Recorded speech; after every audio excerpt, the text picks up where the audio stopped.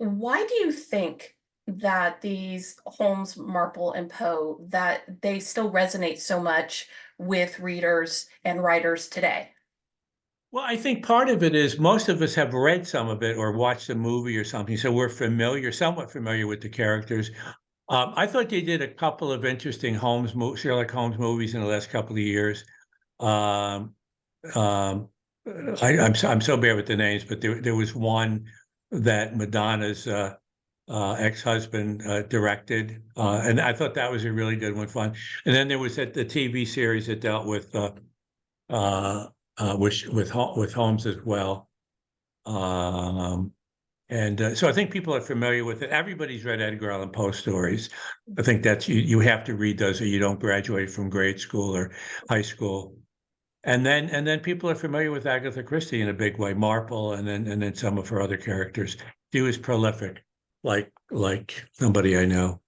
But she did like 20 Marple novels and short stories. There are actually only four Sherlock Holmes novels, which is surprising. You'd think there'd be a lot more. Um, so yeah, and I like them a lot. And actually, they all live together in this brownstone, Holmes, Marple, and Poe in the book. And they're all close, and there's a little bit of romantic thing about, they all like Marple and what's going to happen there. And then we get there's a police detective from the NYPD who gets involved, a woman, and it gets kind of interesting. But they have a library in the brownstone, which also on the ground floor is the office of the detective agency. And in the library, they have everything ever written by Arthur Conan Doyle or Agatha or all the Edgar Allan Poe stuff, plus other things. So it's just kind of a museum to those three authors.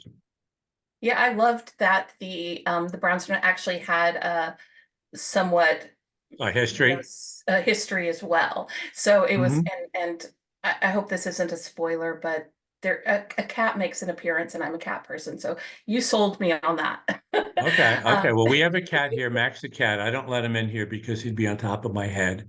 And I I know just that's find it, and he'd yeah. be out of frame a little bit, and whatever. But yeah, no, we have Max is a year old, and Max is he's a terrific cat. So but there's also another thing that I just finished, and a cat really plays a big part in that one. And of course, Alex Cross, they have a cat too. So yeah, so cats. Growing up, at one point growing up, grew up in upstate New York. We had 12 Doberman Pinschers.